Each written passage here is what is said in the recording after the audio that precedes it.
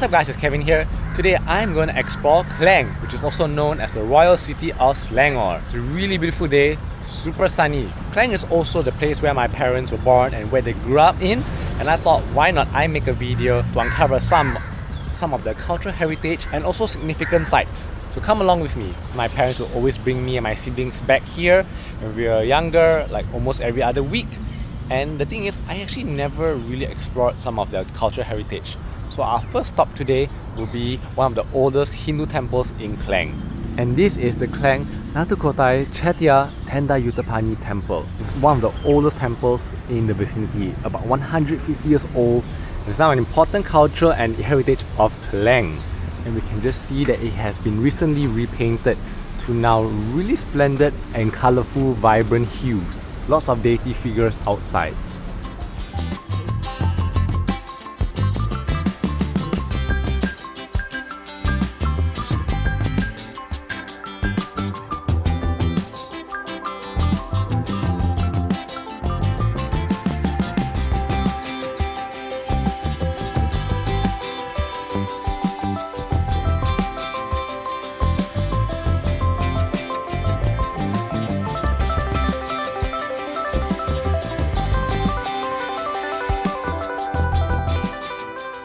Alright, so we are done with the Indian temple and I thought it was really peaceful and like very calming to see. Now I'm walking out to another area, and what I like about this place is it's actually set in a golden triangle where there's an Indian temple, a Christian church and also a Muslim mosque, like literally within a triangle of each other.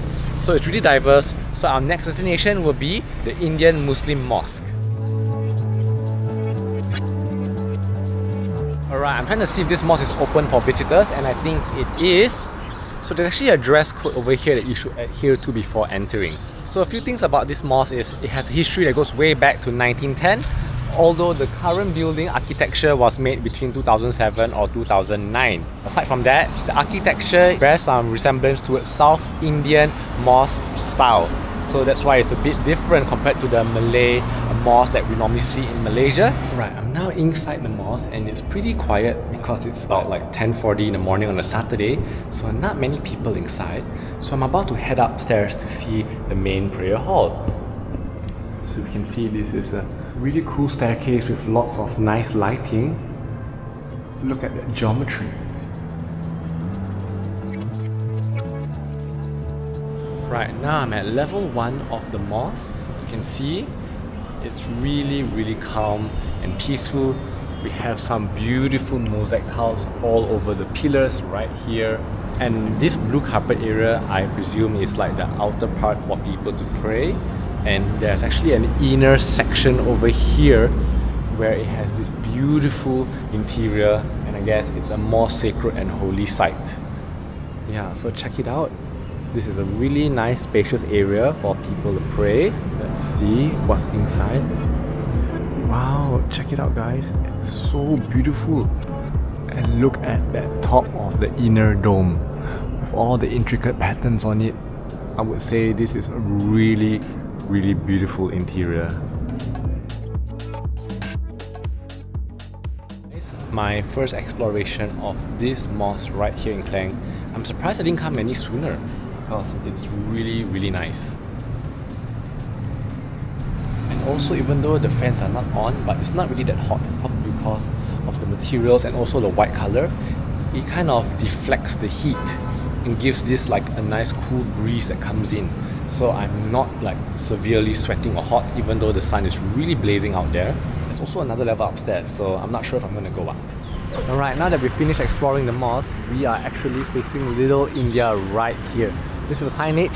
This whole area, these streets of shops, right to the very back is Little India, and we can find lots of local Indian things such as jewelry. They're really famous for their gold, food, even textiles. They have a lot of materials here that you can use to make your outfits, and it spans all across.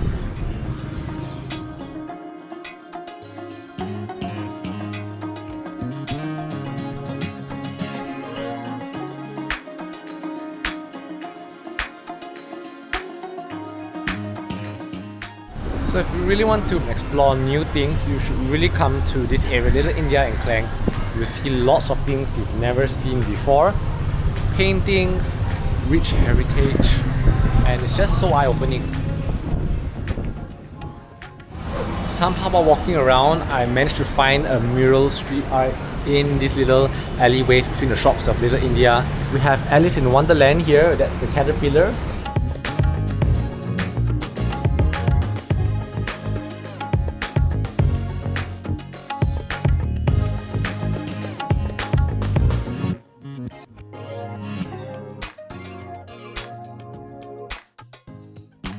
I never expected to find a mural street art here in Klang, and I can see that it's actually pretty well done.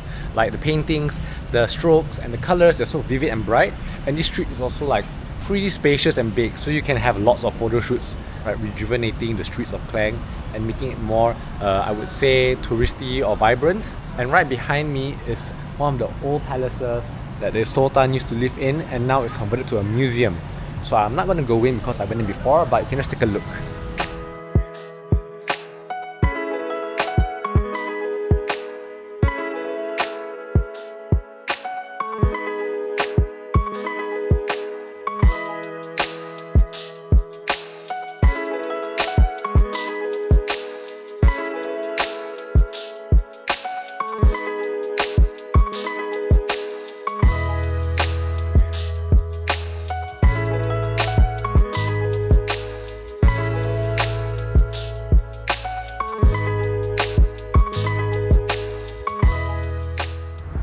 Alright, I think I must have somehow stumbled across this like hill, but nevertheless it's really nice and it's also part of the Royal Heritage area. So behind me now is more towards the Christian areas of Klang.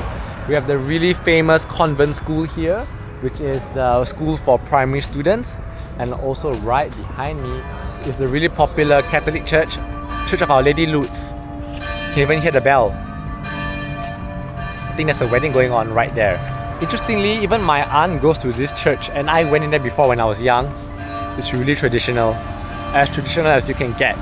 But I really like the exterior of it. It's really nice and white and clean, and it's just so inviting. Fun fact about this church, it was like founded by Christian missionaries in the early 1900s. And one of the fathers, Father Suhat, I think that's how you pronounce his name, was actually an architecture student, and he himself actually designed the architecture of this church. Really cool, isn't that? And he modeled it after the pilgrimage church in France, Lourdes. So I guess it's like a homage, and it has a Gothic architecture influence.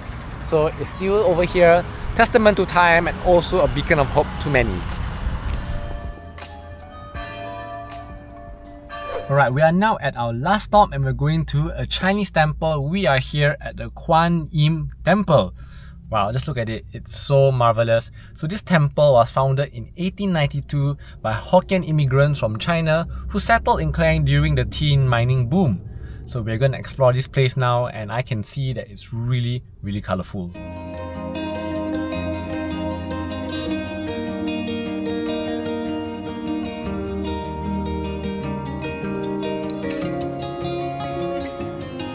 One word to describe this temple: splendid. It's so ornate. You can just look at the ceiling. It's a spiral pattern up here to form the shape of a flower, which is a very popular motif in Chinese culture. And here we have the inner pavilion, which is like the bigger inner sanctum. It has the incense to burn and also to say prayers inside.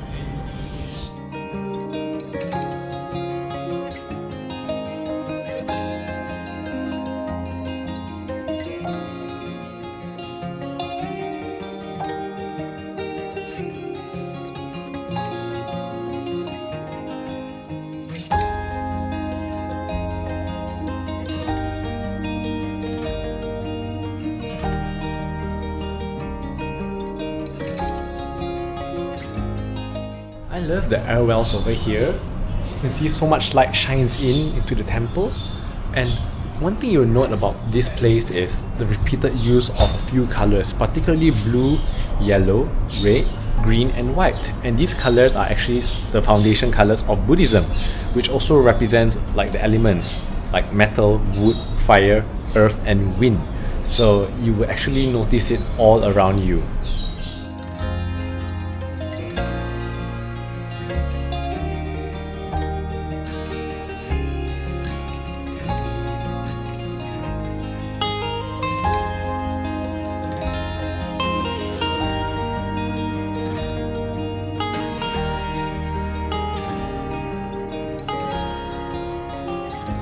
Alright, so that concludes our mini culture walk across Klang.